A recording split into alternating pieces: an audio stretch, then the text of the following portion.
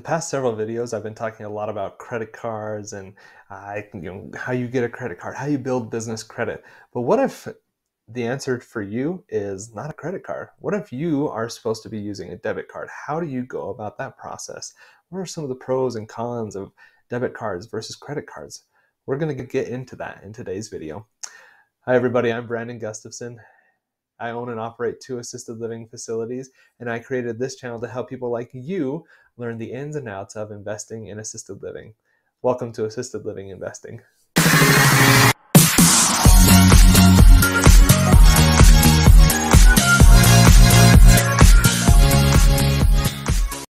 Hey everybody, welcome back to the channel. Happy to have you here today. Last time in our last video, we talked a little bit about what is the best small business credit card? What's the best one for you? How do you find that out? Go ahead and watch that video and give me your feedback on what you enjoyed about that video. I'd love to hear from you there. Today, we're going to get into debit versus credit cards for small businesses. In a previous video, I talked about should you get a business credit card? Should you do it or not? And I assume a lot of people want to have that, but what if the answer for you was no? What if you can't get a business credit card because you have bad credit? There could be several reasons why you can't get a business credit card, and so what do you do if you shouldn't get one or you can't get one? You might run into barriers like I was just mentioning of poor personal credit. Remember, a credit score of lower than 650 may make it difficult for you to get a business credit card, especially because you've got to use your personal credit in order to get that business credit card while you don't have any business credit. I've got a video on that. Make sure you go ahead and watch that. But that might just be a barrier that doesn't allow you to do it. Your next option in that case, or if you're just not comfortable getting a business credit card, would be to get a debit card from your banking institution. Now, when you set up your bank account, make sure, and I've talked about this in a previous video, how to set up a business bank account. But when you're doing that, just make sure you're having a conversation. Make sure that you would have access to a debit card. Make sure that there's no extra fees there. If there are fees, what are they and how do they work?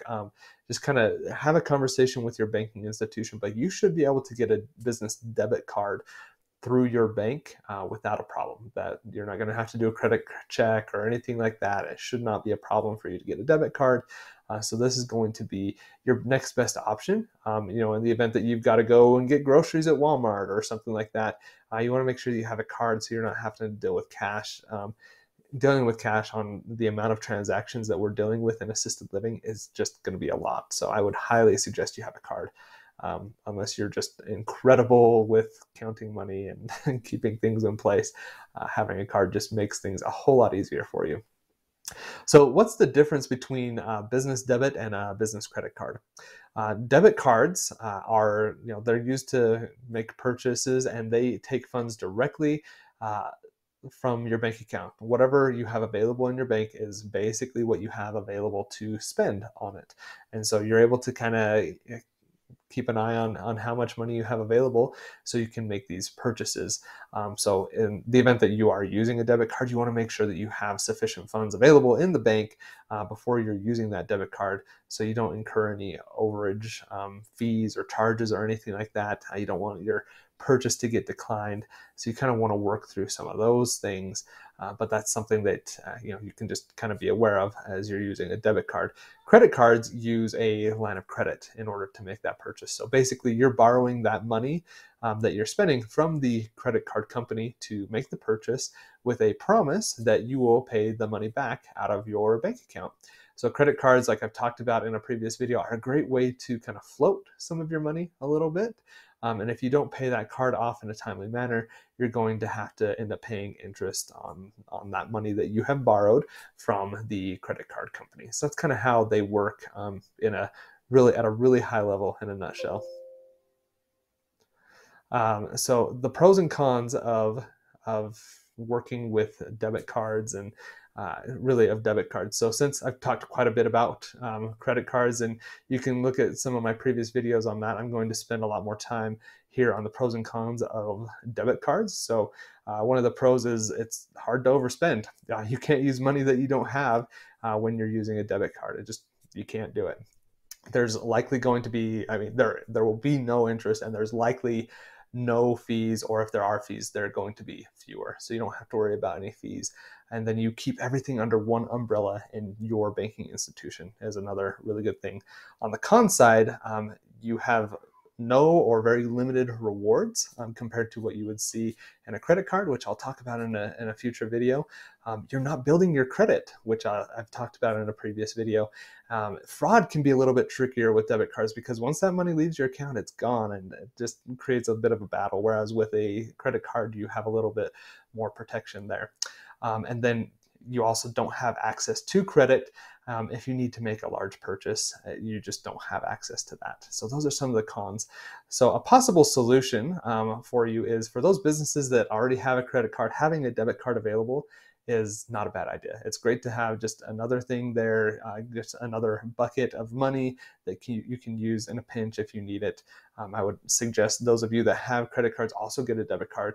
Just gives you that opportunity to have that. Now, if you're stuck with a debit card because of poor credit, or because just by choice, that's what you want to do, then you want to try working with your business banking institution to help them build up your credit so that you could eventually get a credit card or line of credit or something like that. Having it available to you is going to be helpful. They might be able to do something where they can count certain payments towards credit, or they could give you a low limit credit card, or something like that, that would allow you to build your credit. So that's another option you want to consider as you're trying to get things up and running. Next time, in our next video, we're going to be talking about how do credit card points work. So I'm going to get into that. What's the process like for points? How do you learn about them? How do you get in and use the points? And what's that process like? And to learn more about investing in assisted living, make sure you visit me on assistedlivinginvesting.net. I've got free resources over there, content. You can set up a consulting call with me. We can have a conversation, and then make sure you follow me on my other social media platforms. And remember, it doesn't take a lot, just a little bit. Keep going step by step by step. Keep making progress. If you do, I promise you that you will be successful. Thanks for watching, and have a great day.